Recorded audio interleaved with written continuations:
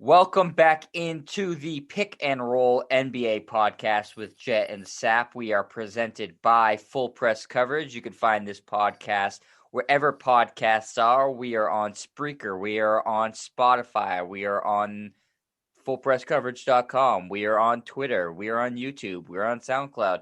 If you can find a podcast, we are there. I am joined as always with my co-host, John Sapichetti. Sap, how are you on this fine President's Day? I'm doing well, and unlike a former president, we have not been banned from Twitter. So, we have more ways to communicate than the former president has. That's true, we do, and by many of his supporters, more ways than them too, because they've since been banned as well. Though I saw today, Parler is back up and running, so the conservatives can rejoice. They can go back to Parler. Which I never partook in and have no plans on partaking in the near future. Me neither, but I think that they should be heard. I mean, that's what makes this country great. You don't have to agree with what everyone says. People put a lot of misinformation out there and let people decide what they want. It's just some people believe everything that they've read on Parler or Twitter or Facebook and call it the gospel. But, sometimes you got to get couple of sources, spend a little time researching, but not everybody has that time. That's why we're so good, Jet, because we come at you with facts. Yes, facts, not hearsay. Right. Exactly. We would do very well in a court of law. Do better than Trump's, although I guess they got him acquitted, so. Jet, you and I could have defended him and won. It was pretty easy. True. It's true. It's not my favorite part of the whole proceedings was when the whole Democratic side erupted in laughter when Trump's lawyer said Philadelphia, and then he proceeded to get very angry. But that has nothing to do with basketball. That's just, what the future of our country is going to look like. So who really cares? What I care about, Sap, what I, Jet Stryer, really, truly care about far more than anything going on in Washington, D.C., is what's going on right here in Boston, Massachusetts, the cradle of American democracy and liberty and sports success has no longer become the cradle of sports success, as the Boston Celtics have taken a big whiz all over attempting to be a good basketball team. I am at my absolute wit's end with the 2020-2021 Boston Celtics. After their loss to the Washington Wizards yesterday, in which they were embarrassed for most of the game, I'm talking down 25, 30 points, virtually the entire game. I've absolutely had it with this iteration of the Boston Celtics. Something is fundamentally wrong with them, with the coach, the front office, the attitude of the players, the chemistry of the players, the guys wiping the floors at the Boston Garden, the security that's letting in the players to the Boston Garden, and the people who are parking the cars. Every single person that is involved with this Celtics organization right now, something is going on, and it's not something good. I'm going to use this podcast in this forum, Sap, to absolutely unleash on my frustrations with my beloved Boston Celtics. But before I continue, let's just get some initial thoughts from you, from a more impartial observer. Right, because I'll go off on the LA Lakers at some point, although they don't warrant all of the blowback that you're going to push. Good Lord. Right. I'm worried about my man AD's Achilles at this point. We'll get to his Achilles. We'll get to the Achilles. The Achilles is not a problem compared to what's going on at the Boston Garden. That's fixable. It's disheartening if you're a Celtics fan because some of the losses this year, they haven't shown up. You want to hear some of the losses, Sep? The Knicks by 30. The Pistons twice. Ended after the Knicks by 30 at TD Garden. Now, the Knicks are better than we thought they would be. And Tom Thibodeau's a guy who gets his team to play hard every night. But that's when the Celtics kind of lost me, when they lost to the Knicks by 30. But, yeah, you're losing to Washington. You've lost to the Pistons twice. You don't show up for games. I mean, Jason Tatum in that game against Washington on Sunday, 6 points. It looks like he just absolutely mailed it in. And the thing that was really a turnoff for me about the loss in Washington is lack of effort. But also after the game, they bring out Brad Stevens to meet with the media via Zoom, then Kemba Walker, then Jaylen Brown.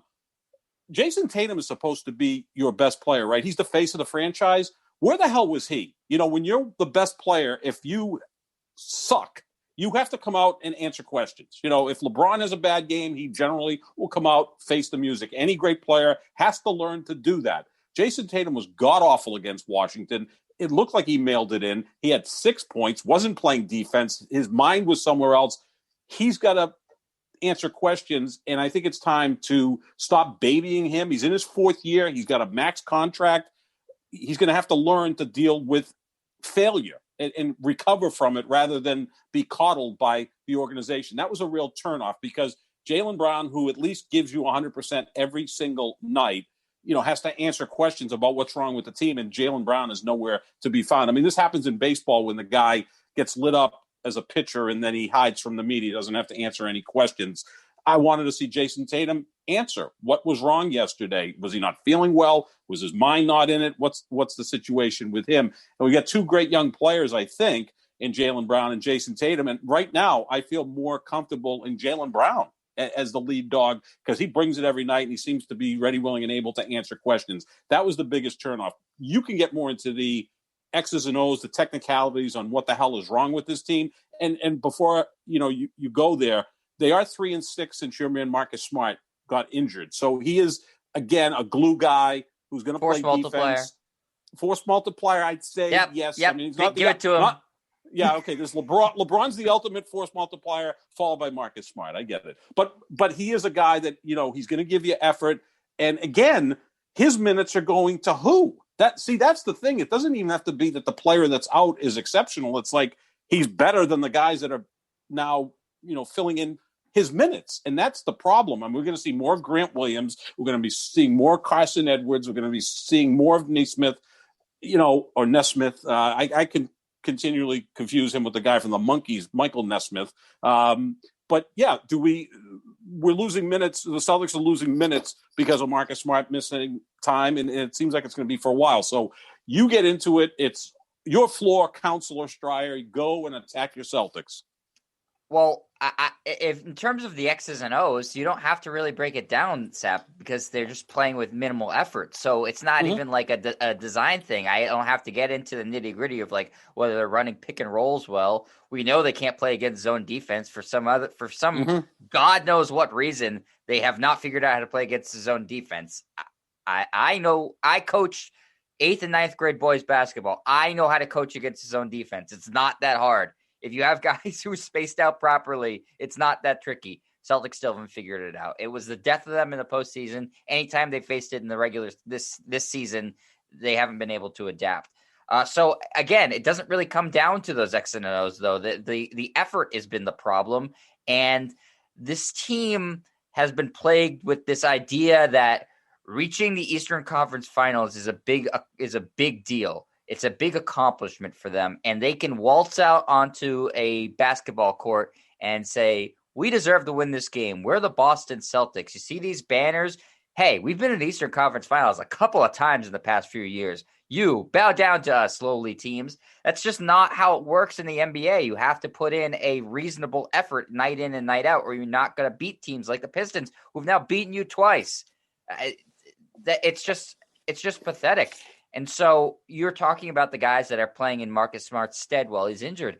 That goes to the front office. Danny Ainge has not built reasonable depth, has not built any sort of semblance of a bench that can be consistent at all. And so you're getting guys like Grant Williams and Semi Ojeleye and Carson Edwards and Tremont Waters and whatever the shell of Tristan Thompson is that they have here right now, who just shouldn't be expected to play big minutes on a team that has aspirations of reaching the NBA Finals.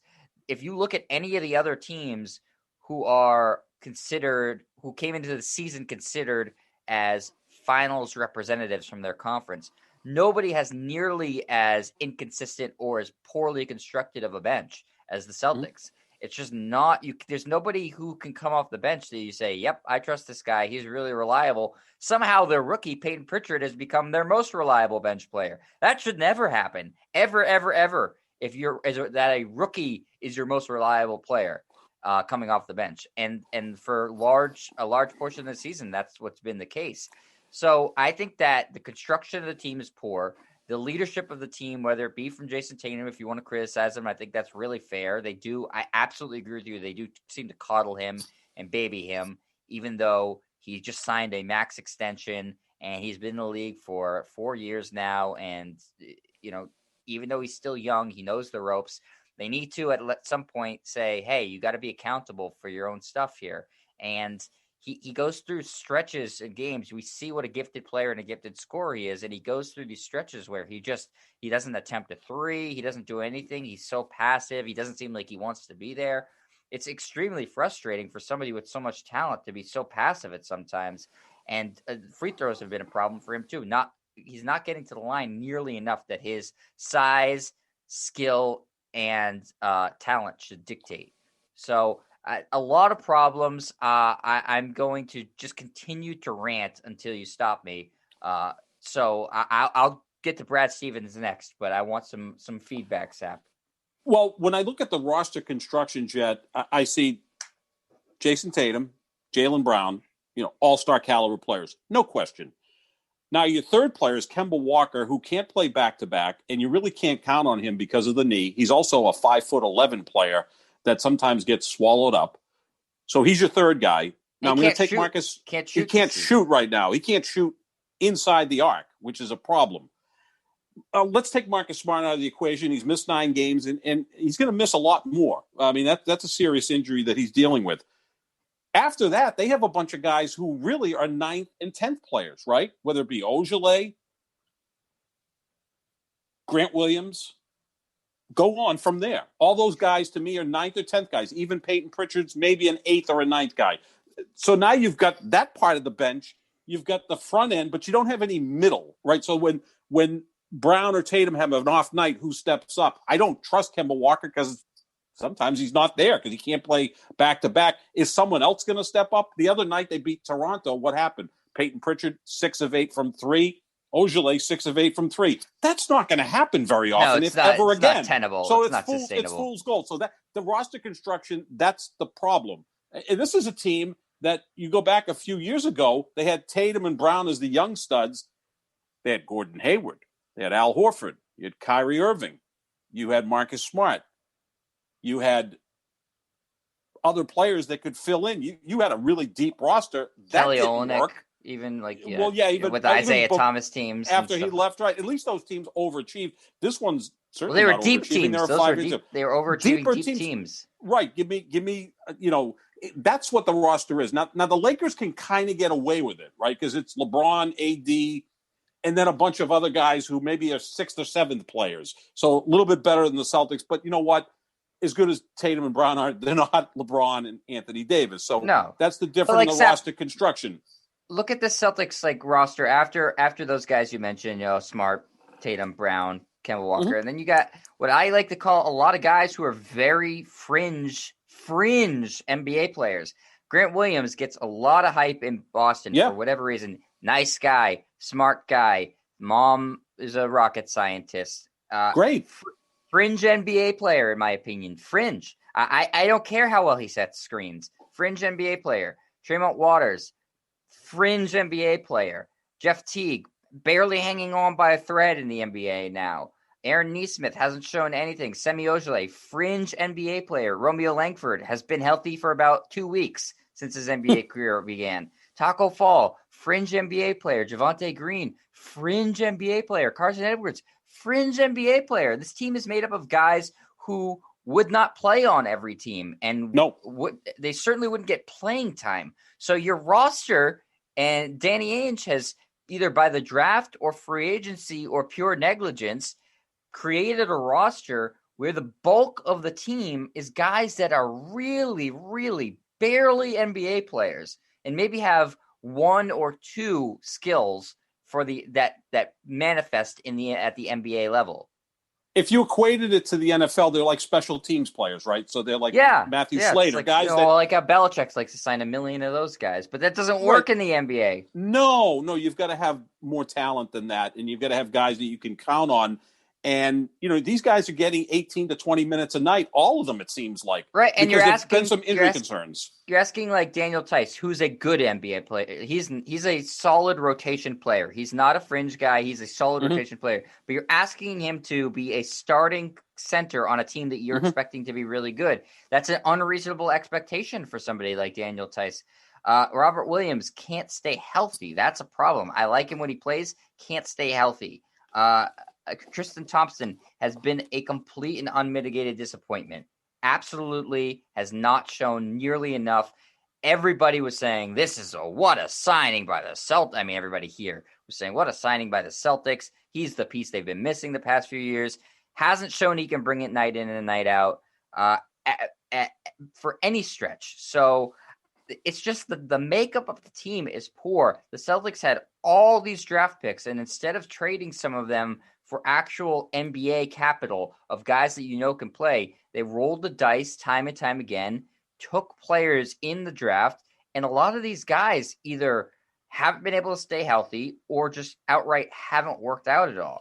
And that's no way to build a roster for a team that you're hoping to be competitive. And that's directly on Danny Ainge, who for the first time in his career as the front office head for the Celtics is starting to take, finally, a little bit of flack in Boston. Finally, he was revered like he was Bill Belichick here for really no reason other than the fact that he played for the Celtics in the 80s and won one championship and made a couple of good trades. But he's made some bad free agent signings, some bad trades, some horrible draft picks.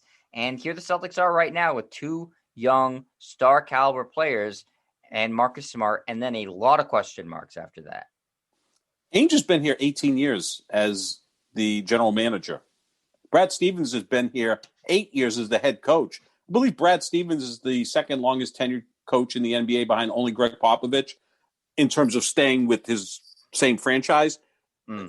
Brad Stevens, I think we liked him his first half of his career with the Celtics, got guys to overachieve and as a team go further than we thought they were capable of. The last few years, it just doesn't seem like they're really listening to him. They may have tuned him out. And if you're the young players in Jason Tatum and Jaylen Brown, you probably look down the bench and go, well, we're here.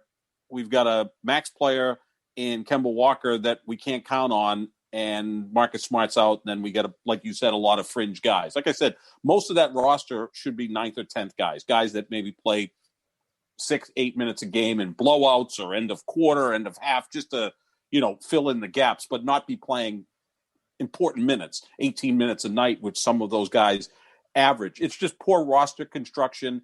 And, Miles Turner would look good here, wouldn't he? I mean, Miles Turner would be an upgrade over Tristan Thompson or Robert Williams or Daniel Tice even. I mean, he's a better player than those guys. They could have had him if they had traded Gordon Hayward to Indiana, but Danny Ainge needs to obliterate the opposition in a trade. Danny Ainge should be in Washington, D.C. debating politics and working on one side of the aisle. He has to win every trade 95-5 or 90-10. He can't win a trade 55-45. That's not good enough for Danny Ainge. You've got to build a better roster. And he's not on the hot seat, though. That's the part that is maddening because ownership loves him. They love Brad Stevens. And, Danny Ainge has been here 18 years, which is only 3 fewer years than Bill Belichick, who's been here forever. And obviously, he's not accomplished anywhere near what Bill Belichick accomplished. And Belichick's on the hot seat now because he forced Tom Brady out of town and Brady wins a Super Bowl. So, yeah, it's maddening if you're a Celtics fan to see what has happened now where they look like a middling Eastern Conference team. Do you really give them any chance to beat Philadelphia, Milwaukee, or Brooklyn in a 7-game series? I don't. No, not right now. I mean, if they make a big trade, that seems to be the only way that, a really like a massively altering trade. And we're going to get to trade rumors a little bit later in the show. But certainly not right now. They remind me a lot, and I think I said this maybe last show, of the Sixers from last year, where you're kind of like, well, when are they going to pick it up? What's going on? They have this top end talent. What's taking them? Why are they losing this game? Well, maybe next week they'll figure it out. Oh, they won 2 in a row. Okay, they figured it out. Oh no, they lost 3 in a row now.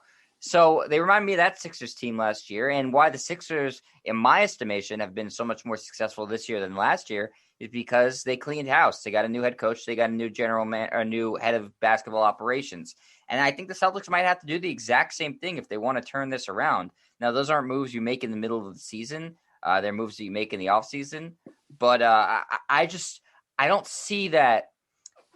I don't think Brad Stevens is long for this team. I think he's done after this year. I really do. I think that they have first-round exit. Again, barring a big trade, a first-round exit written all over this team. And I think that would be enough to get him from there. And I don't know if you saw my conspiracy theory on Twitter, Sap, but I'm gonna present it to you right here in regards to Brad Stevens. I think that in the bubble, for the first time in his life, he had downtime and wasn't, spending it with his family as he usually does, because he's got, a wife, kids at home, and, was running practices and stuff like that. In the bubble, there was games, and then there was a whole lot of nothing in between. Mm-hmm. He was, there was jogging or fishing, but mostly a lot of time in your hotel room by yourself. So I think Brad Stevens, for the first time, certainly in his NBA career, was starting to hear the noise because of the downtime. Was either on Twitter, listening to podcasts or sports radio in Boston, and starting to actually hear some of the negativity and complaints about the way the team was playing at points in the bubble and the way he was coaching in the bubble, specifically about, some of his rotations were very questionable. The blowing leads constantly in the fourth quarter, the third quarters where they would get blown out of games. I think that he, for the first time, was hearing that sort of stuff and really did not take well to it. I've watched most of his post-game press conferences this year and most of the pre-game press conferences preseason, right before the season started. His attitude and demeanor to me completely changed. He seems much more abrupt and curt with the media, which, I mean, that's fine. Plenty of coaches are. You don't have to be, buddy-buddy with them. You have to answer questions. He still answers the questions. But he just seems like he's miserable to me. And his demeanor on the sidelines seems different. I think that the negativity really got to him because he was hearing it for the first time ever. And I think he doesn't want to be here anymore. I don't think he's shown any leadership this season. He's giving the same generic response after all their losses. We need to be better. It's on me. It's on everybody. It's the same. You can cut and paste it from all their losses this year. I think that he was certainly at Butler, was not used to anything negative. The first few years, it was like a honeymoon in Boston. He was overachieving as a head coach. People loved him. But when they started to get seriously into contender shape and didn't get over that threshold, the reaction from the Celtics fans, from a large portion of them, changed to, fire Brad, or what's going on with this team. I disagree with this. I disagree with that. And I think it's taken a toll on him. And so I expect him to be gone by the end of the season. I don't think they'll fire him. I think he'll step down because Danny Ainge and him have a good relationship. And I think he'll go back to college is my guess. So that's long story short, that's my conspiracy theory. I have absolutely no sources on that. Sometimes I do have good sources with the Celtics. I want to go on record saying I do not have any sources for this one. It's just my own personal conspiracy theory. And I think that you can see it trickling from him to the players and infecting all of their moods. And the team is just not a happy team right now at all. No, they're not playing well, and that kind of reflects that. And I think it's a good theory, a good conspiracy theory. In terms of going back to college, he's always felt more like a college coach. He was spectacular at Butler to get to the championship game back-to-back years, one with Gordon Hayward, one without Gordon Hayward. That was an incredible accomplishment. We've heard rumors that maybe he's going to be the heir apparent to Mike Krzyzewski at Duke. Duke's having an off year, so Krzyzewski's probably going to come back again. And those old coaches never want to go away. Look at Jim Boeheim at Syracuse. It's like, he's going to leave after this year, isn't he? Right? No, he comes back the following year. They don't want to move on. But if you're a college program, obviously Brad Stevens is on a short list of candidates that you want to hire. Indiana is one that's always mentioned. Indiana's always mentioned. The thing is, I don't know how he is as a recruiter. We know how he is as a coach in college. He really never was able to recruit 4- and 5-star players at Butler. Gordon Hayward kind of fell into his lap and developed as a player. Gordon Hayward in college was a bigger tennis star than he was a basketball star. So I think it's a good theory. It could be interesting to see. And maybe after 8 years of Brad Stevens, you bring in, the former player who has a little more cachet with the players. We see the difference in Philadelphia going from Brett Brown to Doc Rivers. Doc Rivers was an outstanding player in the NBA. He's got a championship ring with the Celtics. Has gotten the most out of Tobias Harris, who had his best years with Doc with the Clippers. And I think Joel Embiid is more serious about his craft with Doc Rivers as his head coach, Ben Simmons as well. And we see them with the best record in the East. I can buy into that, and maybe he'd be happier coaching in college, because this is not a negative place the way it was, say, 20 years ago when Rick Pitino famously said, Larry Bird's not walking through that door, Kevin McHale's not walking through that door, Robert Parrish isn't walking through that door, and the negative nannies of naysayers, whatever the hell Rick Pitino said so long ago, I forgot it. But it's different now. The vibes around the Celtics tend to be pretty positive. Especially from the media. The media is just softball like over the moon. Softball. Well, that's why I didn't understand it's not maddening. putting Tatum out there, other than Gary Washburn, who will occasionally, throw a fastball at the players. You don't get much from the media. It's not like, unless Dan Shaughnessy's on site. No one circles the wagons like the Celtics media for Danny Ainge and the Celtics. Oh, man. Unbelievable. It's like they're, in his pocket. So it's not like he's going to face a lot of tough questions. Look, the media today is different than it was years ago. You get more from the national media because, they don't have to deal with these guys on a day-to-day basis. The local media tends to be pretty soft on the players. Like I said, other than Dan Shaughnessy, if there's any year to do it, Sap, you're not even talking to these guys in person. You're on Zoom. No one's in the arena or at the Auerbach Center with the team. No. If you're going to ask hard questions, this is the season to do it. This is the you don't have to see him face to face. Dan Shaughnessy would ask the tough questions right in the locker room, right in the clubhouse of baseball, going up to. Well, that's why everybody hates him. But that's why he's a great columnist, So that's the part that goes with it. My friend Ron Borges the same way. Then they would go back the next day and have to deal with the athletes.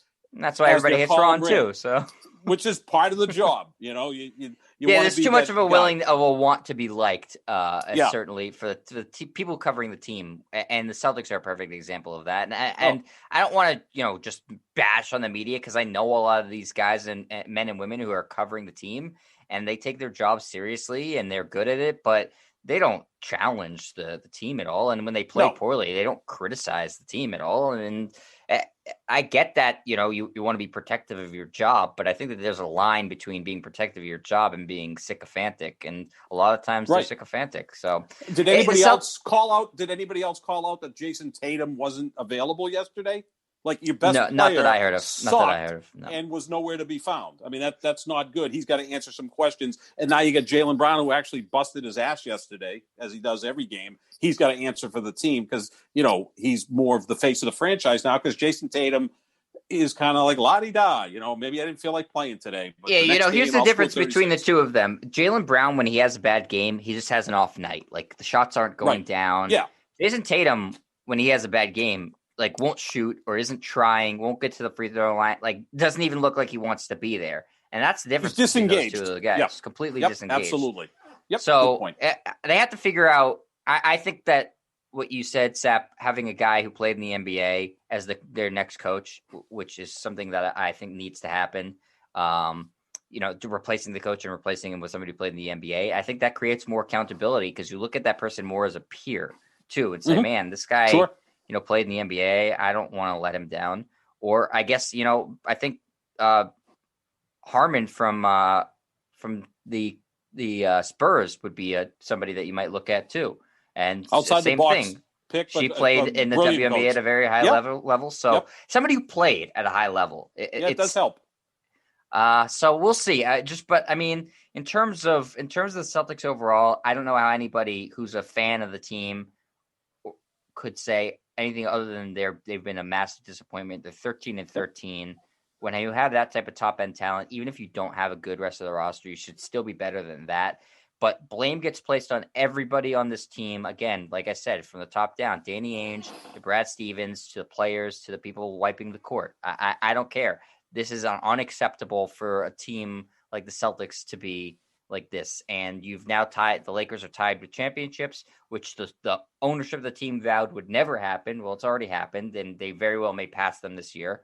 And the Nets, the fleece of the century, the absolute fleece of the century in terms of a trade. Well, they've passed you too. So I think that you need to if you're a fan of the Celtics, you need to get realistic and say there is a problem with the front office and the coaching and the fit of some of these players in the team. Absolutely. Yep. It's frustrating for me, Sap. I couldn't. I turned off the game yesterday. I couldn't even bear to watch the rest of it. It was such a pathetic effort against such a pathetic Washington Wizards team that is routinely blown out, and for them to blow you out was just, I mean, coming off the heels of a game where you lost to the Pistons. I mean, really, it's just that the Celtics, they're just fundamentally flawed right now. They have a actual big problem, and they need to address it. And so we'll see if they do something by the trade deadline. We're going to, again, talk about some potential trade candidates that are being floated, not just for the Celtics, but in the league in general, in a couple of minutes. But, Sap, let's get to your team. Since I already ranted and raved about my team, the Celtics, we'll get to your team, the Los Angeles Lakers, who are in much better shape than the Celtics because they're in second place in the Western Conference right now, just behind the Jazz, who seemingly don't lose games. But they do have an issue, and that issue is the Achilles of Anthony Davis. Are you concerned for the season? That's the question, Sal. Is it a concern for the Lakers' season and playoff, or I guess championship aspirations, or is it just a temporary thing?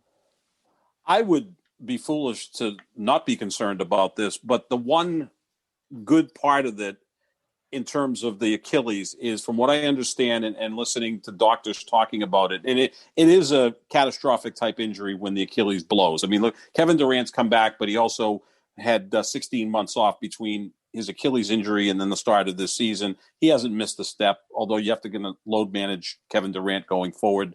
Kevin Durant could probably score sitting in a chair. I don't think he needs to really have a lot of movement involved because he's so damn good. Anthony Davis would be an exceptional player coming off of this, but he would miss, in theory, the rest of this year and part of next year if this thing ever blows.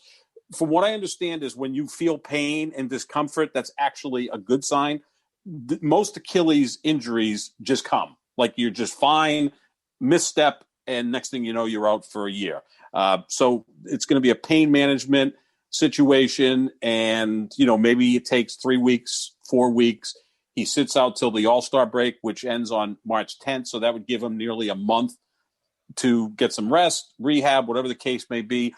I'm not trying to be funny here. I would reach out to Alex Guerrero if I were the Lakers, and I know this sounds completely another conspiracy theory here with Alex Guerrero.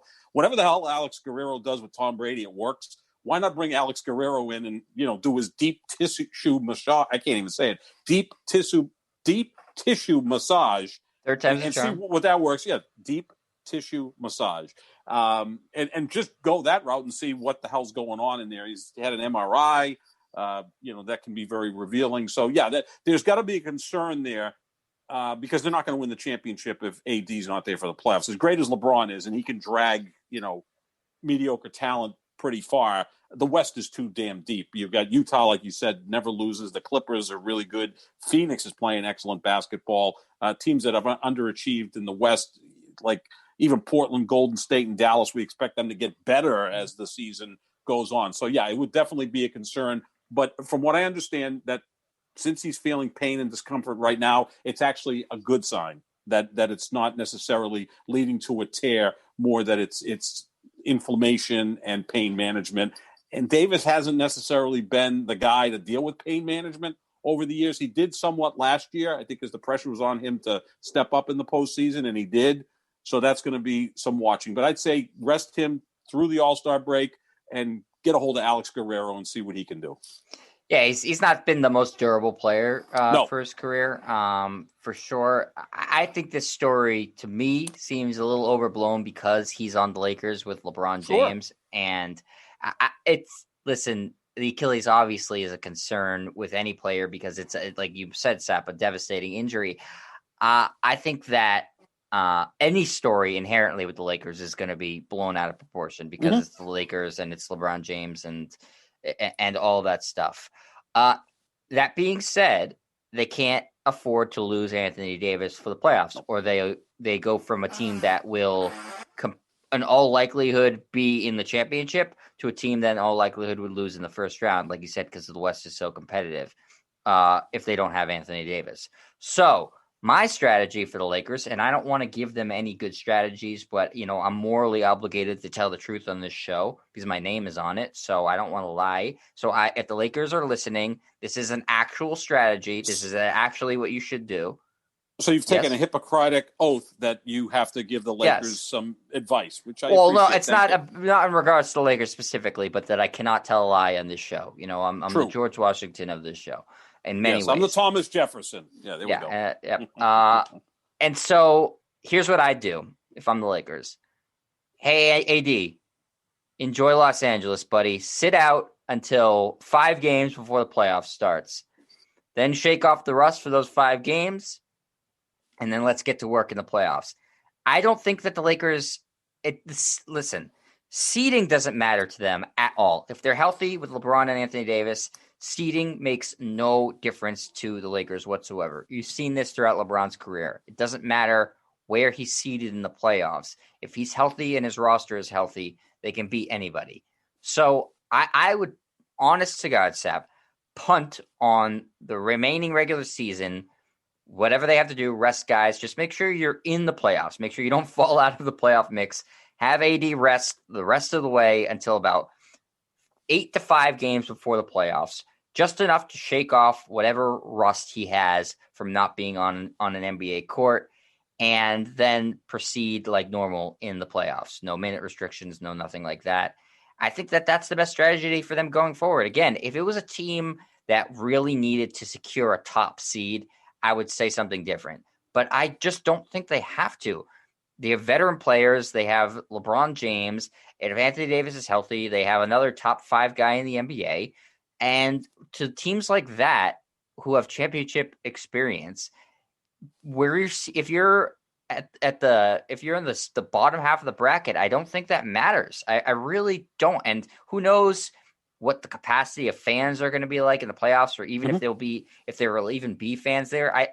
I think there will be fans in the playoffs, but still not at 100% capacity.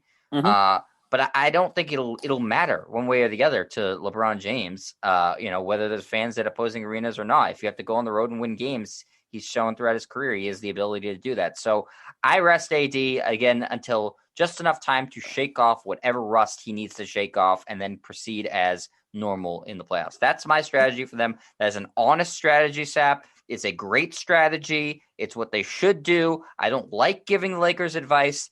That's really good advice. But again, I have a Hippocratic moral obligation to the show to put forward the truth. And that's the truth, that's what they should do. The issue with that would be, do they fall to the 5 or 6 seed? Then that does become problematic. Doesn't matter. And then you're also going to tax LeBron James. He hasn't missed a game so far this year. He's the leading contender to be league MVP. Maybe you want to manage his minutes the second half of the year. I can equate it to the Houston Rockets, who won the title in 1994, came back the next year. I believe they went into the playoffs as a 5 seed, and no one really took them seriously. They had Hakeem Olajuwon. They had added Clyde Drexler, and they won back-to-back championships because they were just better than everybody else, even though they never had home court advantage, because they had Hakeem, you had Clyde Drexler, and you had all the other players that, Robert Horry being one of them, and a lot of really good role players, and you were able to win back-to-back championships. So they could do that.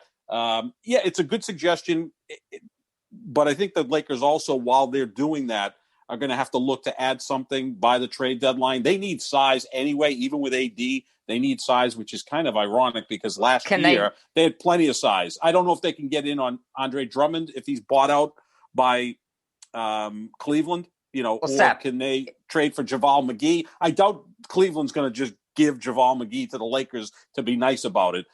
They need some size. That's where I think their weakness is right now, and it's magnified if AD is going to miss 1, 2, or even 3 months. You're saying they need size, and I get that they have a hole there and they could fill. That would be helpful to them. But say they do nothing. Can they win the championship with this roster as currently constituted? Yes, because they have the best player in the world, I agree.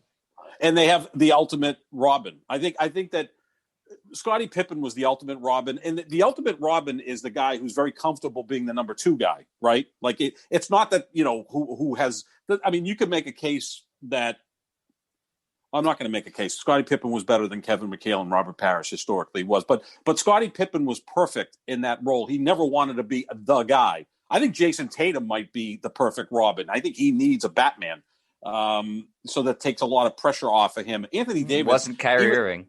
It wasn't Kyrie Irving. Kyrie Irving, he thinks he's Batman, but he's more, Alfred the Butler in this iteration of the Brooklyn Nets, because James Harden is Robin.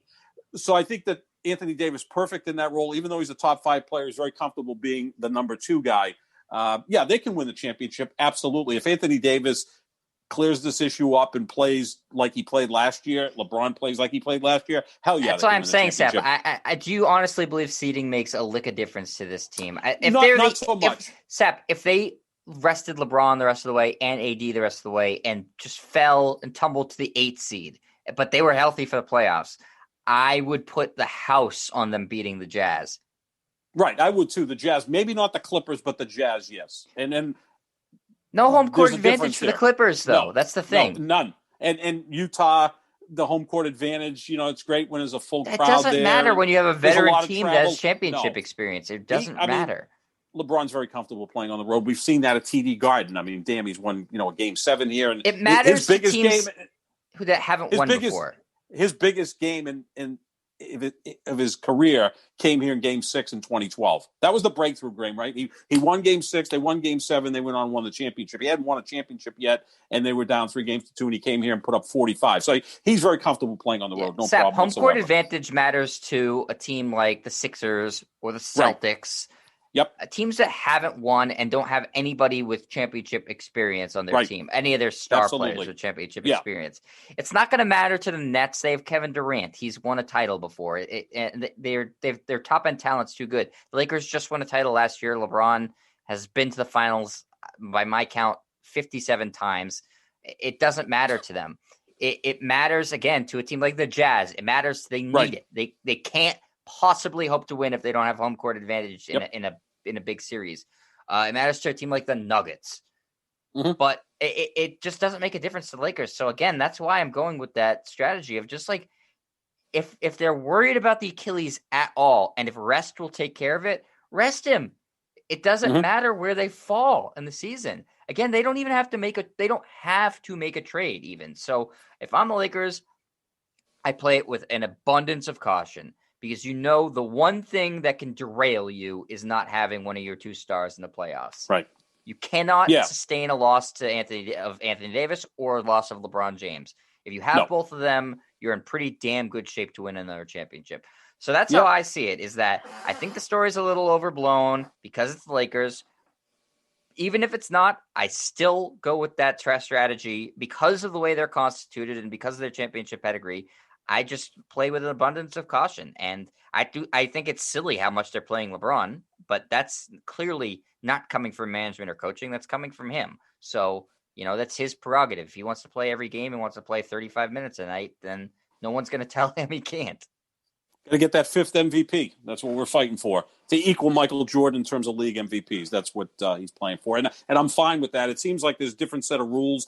Tom Brady's all in, and he's already working for the 2021 season. LeBron does it, and he's, just building a brand. The 2 best athletes of this century in terms of team sports, LeBron and Tom Brady, and they're kind of cut out of the same cloth. They're both extremely hardworking guys that take care of themselves. So I've got no problem. LeBron's Iron Man. I mean, 35 minutes a night. He's not going to get tired as we get to the postseason. He really can just plow through this stuff. I still don't have, and we talked about this last week, I still don't have him as my top MVP candidate. I have Joel Embiid. We'll see. It's right now. It's been separated. It's about it's a 3-man, 4-man race right now. LeBron, Embiid, Jokic, and Donovan Mitchell has, by force of will, inserted himself into the picture. Because they have the best record in the league. The best player in the team with the best record should be in the MVP conversation. Period. Yeah, absolutely. And we'll know more too with trade deadline stuff, because we're a little over a month from that to see what teams add pieces, and you go from there. Perfect segue, Sap. Here, what Jet. a great job! My goodness, years old. How long have you been in the radio industry? It seemed 100 years. I mean, that is just we couldn't have had a better segue into our final topic of the day. I knew Marconi. There you go. You're both Italian. There we go. There you go. You're hanging out at the Sons of Italy club, I'm sure. Yes. Your paisan, Marconi. Yeah. So perfect segue by my co-host, John Zappachetti. That's why they pay him the big bucks. And our final topic of the day is NBA trade rumors are starting to crop up, Sap, because we're getting closer and closer to the trade deadline. In years past, it would be right around this time, but because the season started later, because the world is upside down with coronavirus, the trade deadline is in March this year. So right around now is when you're starting to hear some of the names being floated out there. 3 big names being talked about in terms of guys who are on the market for trade. They all happen to be big men. John Collins of the Atlanta Hawks, Andre Drummond of the Cleveland Cavaliers, and Blake Griffin of the Detroit Pistons, a.k.a. the Celtic Beaters. They are all being talked about as being on the block for a potential trade. Andre Drummond and Blake Griffin, unlike John Collins, though, are being shut down, meaning that a trade is probably imminent for those 2 guys or buyout, though I kind of have the feeling neither of them will be bought out. I think they'll be able to find a trade partner for either of those guys. So I will say that Griffin, Drummond, likely to be traded. I would put those odds pretty high. Collins, still probably unlikely to be traded unless someone comes up with a really good offer. Of those 3, I do think Collins is by far the best player right now. Mm-hmm. He's made for the current NBA, right? Because he's also younger than them. So he's also 8 to 10 years younger than those guys. Yeah. And, you expect him to be entering his prime now. Blake Griffin's a huge name, but he's not the player he used to be. Drummond's a guy who leads the league in rebounding, is kind of more of an old school center. I think he could add value to some contending teams. So we're going to have to monitor these 3 players. Collins is the guy that any team would like, although, he's up for probably a max contract that you're going to be able to keep and re-sign him, or you just going all in this year to go ahead and try to win a championship. So all 3 of those players, I think, will be on the move. And again, with Detroit and Cleveland shutting down Griffin and Drummond, it would lead you to believe that this is imminent. And, the NBA teams aren't afraid to pull the trigger other than Danny Ainge, who needs to obliterate the other team in a trade. Other teams are willing to take a chance to add talent to the roster. We've had our chance to bash Danny Ainge, Sap. True. We've had plenty of time to do it. I agree with you, but now is not the time to continue to bash Danny Ainge. Now is the time to speculate where the hell are these guys going. So if we think Drummond and Blake Griffin are imminent, as again, I agree. Once you shut down a player, you're sending a pretty clear message. It's kind of awkward to have that player suddenly come back to the team and play after you say, hey, go away. Don't get hurt.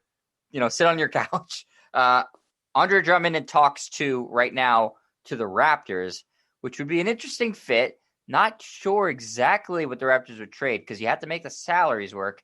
Drummond is making he's a free agent after the season, but he's making for the rest of the year a good amount of salary. I mean, he's highly paid. So the Raptors would have to part with somebody who is in the rotation. Norman Powell is somebody that's been talked about as potentially being moved, who's a very good player for them. So it's not like they would be able to get Drummond for nothing. Do you think Andre Drummond would be a good fit on Toronto? He would be an improvement, right? But exactly what is Toronto doing? They're playing in Tampa to begin with. And you know what? Since the Buccaneers won the Super Bowl and the Rays went to the World Series and the Lightning won the Stanley Cup, maybe the magic dust that takes place in Tampa will, make the Raptors all of a sudden become championship contenders, which I don't think they are. It's kind of an odd fit because I think Drummond is such a specific player that he's going to have to go to a certain team that needs that type of player. I don't see the fit in Toronto. And why exactly is Toronto looking to add salary unless they're looking to add salary so that they can use it in the offseason to go after a free agent? And I don't know if free Toronto, agent, so it doesn't matter. Right. Yeah, exactly. So you're not going to get any value there. You're the salary cap guy. And I don't see the fit for Drummond really to a lot of places, right? Because some of the teams that are in contention that you would think need to improve, Utah, Phoenix, Denver, being 3 teams out west that maybe want to make a splash move, they're pretty solid at the 5. I like him, Sap, but he is sort of a black hole in today's NBA. Yeah. It's a vortex. He's not going to shoot from anywhere except for right under the basket. His rebounding is tremendous, 13.5 a game, which is, that's awesome. But he's not that great on defense, No. surprisingly. I think it's probably laziness is my guess, is that he's just not active defensively. And if you have maybe the right coach or right system, he'd be better. Maybe he'd never be great, but probably better. Toronto has been such a defensive-minded team in the past. And, they had Marc Gasol in there. He's gone now to the Lakers.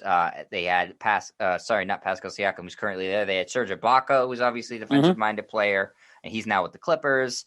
But now, Kyle Lowry is still the face of that team, even though Siakam's the best player, and he's a really tough SOB and is going to ask a lot of anybody who comes there. It does seem like a weird fit.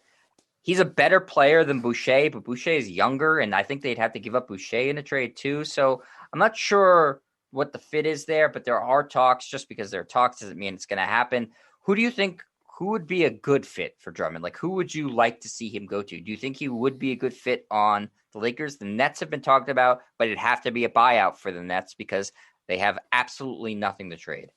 The Lakers would make sense. Again, he's a rebounding machine. We know Anthony Davis would prefer to play the 4 rather than the 5. You could see a front court of Drummond, AD, LeBron is. How do you get him there, Sap? That would be nearly impossible, right? To match salaries. Is it Kyle Kuzma, who actually is playing pretty well for the Lakers right now? Is it KCP? I mean, you start to mess with the chemistry and dynamic of the team, which I think is still pretty good. Would the Celtics be interested in Drummond? I know he doesn't play necessarily great defense, but you know what? Rebounding is part of defense, right? I mean, if you're getting 13 and a half rebounds a game and 11 of them are on the defensive end, that's a start. So maybe that's a place, but Danny Ainge is going to offer like 7 guys that suck for him. And what did I just say? We are done with the Danny Ainge bashing segment. I know. But, what are they going to offer? They're going to offer their 7 worst players and say, here, this is a fair trade. So Drummond, man, I don't really know where he fits. I mean, it's not the best answer, but I don't see him fitting. Like I said, some of those teams that would need to improve to really jump into contenders roles already have centers, which is odd because there's not a lot of them in the league. They just happen to play in Phoenix, Denver, and Utah. They're already there. Yeah. So to get to for Drummond to get to a team like the Lakers or the Nets, who are pretty hard capped, it would have to be a buyout. Yeah, absolutely. And I guess it could happen again, like you mentioned, Sep. Cleveland's not going to try to do the Lakers any favors. No, absolutely not. And probably don't want to do the Nets any favors. It's not like they have a good relationship with Kyrie Irving, and want to help him out. So I would think they probably will avoid a buyout with him. Somebody will take him. Somebody will take him because you can get him. You can get him cheap. It's just about matching the salary. That's the tricky part. I think the Celtics would be interested. I don't think that they would be interested in re-signing him, though. So I'm not sure what they would be willing to give up for him. Yeah. I mean, the guy that the Celtics could use and re-sign would be John Collins, but you'd have to give up a lot more for him. Collins, obviously, like you mentioned, Sap is young. He shoots the 3. He blocks shots. He gets rebounds. The reason the Hawks want to get rid of him is because they have a glut at the center position. For some reason, they're deciding he's the odd man out, which seems odd to me. I'd flip Capella or the kid they drafted from USC. I don't know why they want to have so many centers on their team and why Collins, the young stud, is the guy that is odd man out there. They could get more for Collins. That would be the theory. But you're kind of running out of time because now you've already minimized his value because people are just assuming he's going to walk. I mean, he'd be, again, perfect on several teams. He would fit into the Utah, Phoenix, Denver team because he can play that stretch 4, right? Because he can hit threes and he's not necessarily, an old school center like Drummond. So I think he's, of the 3 players that we're talking about, he's the guy.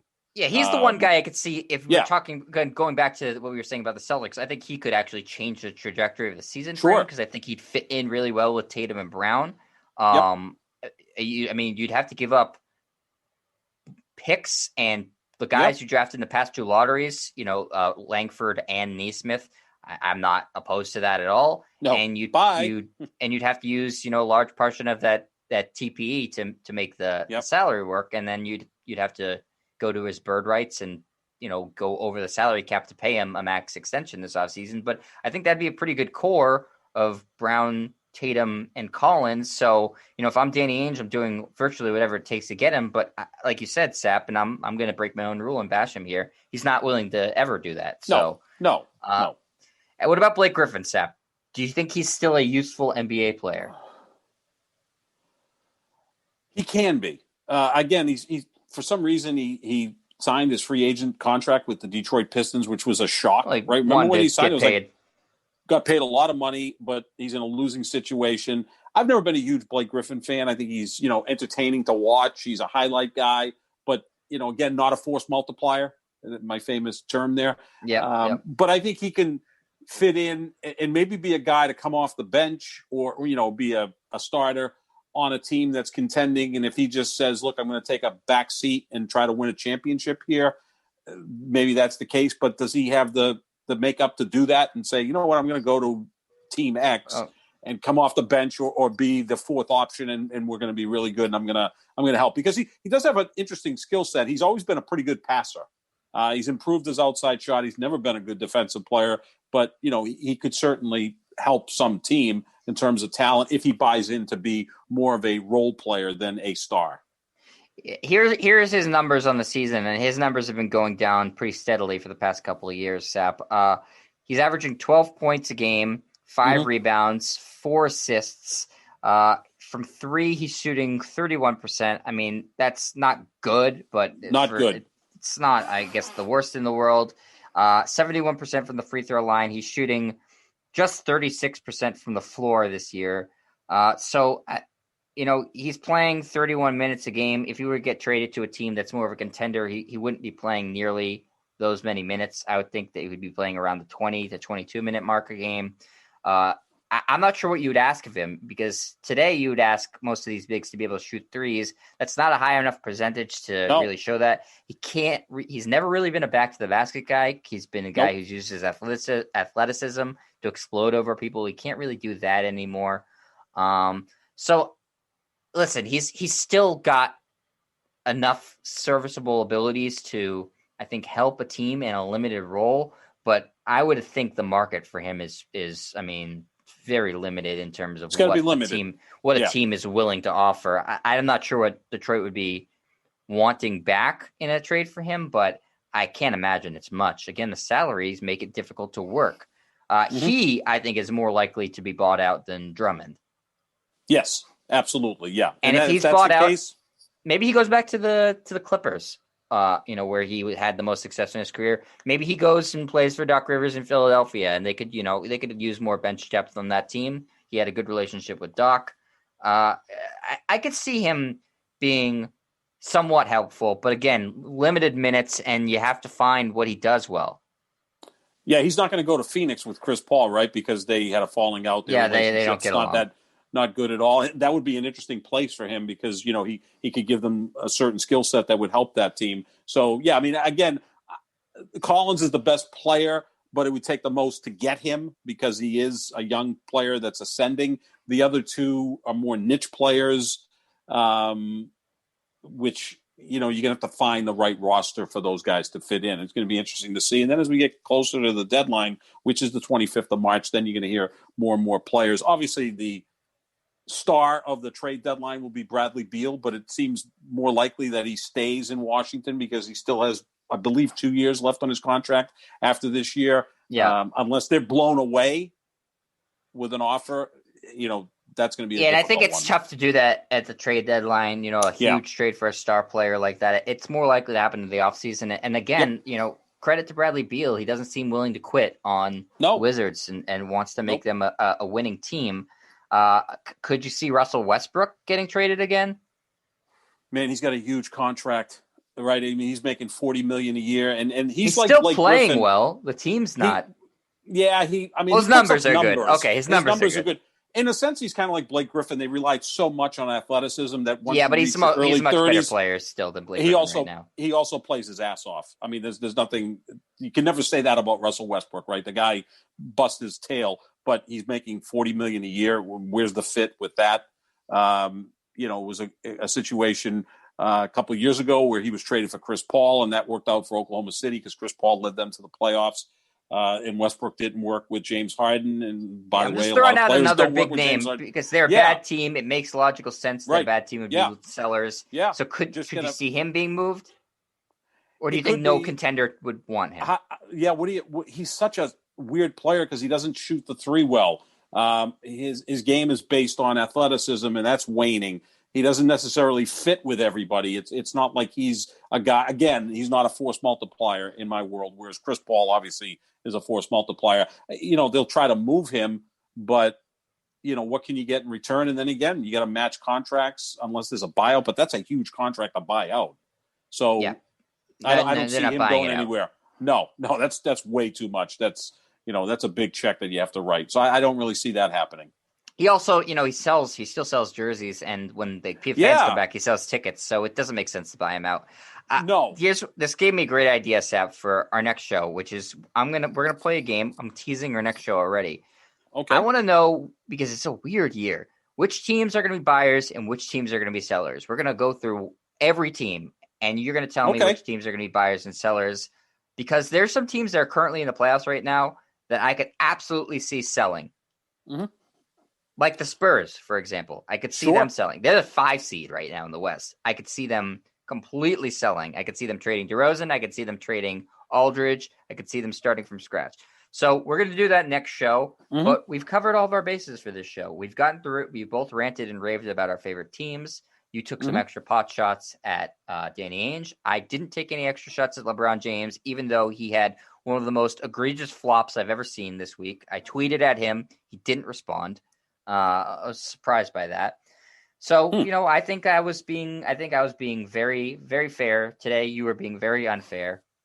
That's what happens when you've been in radio as long as Marconi was. So I get that little, nugget. And instead of tweeting at LeBron, tweet at Kevin Durant, because he will respond through one of his accounts. He will respond. Whereas LeBron won't.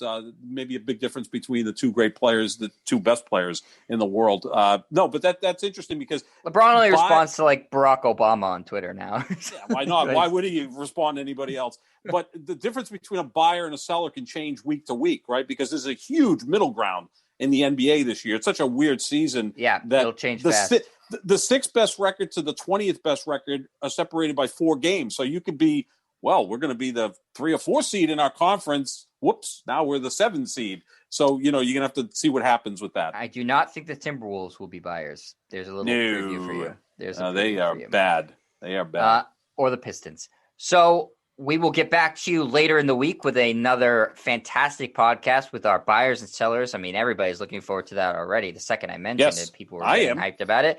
Plenty more to talk about in the NBA as the trade deadline continues to creep towards us. We have an all-star game coming up with a dunk contest at halftime. We'll talk more about that and whatever NBA news the association brings to us over the next few days, as they always are ripe for great stories. We never have to spend much time debating what we're going to talk about because there's plenty of stuff every day to talk about with the NBA.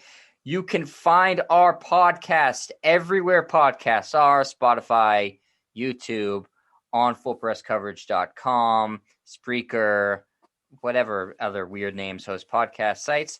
You can find me on Twitter at JetStriar, JETSTRIAR. I always tweet out the link to the podcast in between all my rantings and ravings about the Celtics. Sap, what about you? Where can people find you? At John Sap 25. And that's JOHN. SAP, yes. The only way to spell John is JOHN. Oh, you're 25. You're a letter H elitist. Yes, I am. So that's where you can find us. We are the Pick and Roll NBA podcast with Jet and Sap, presented as always by our friends at Full Press Coverage.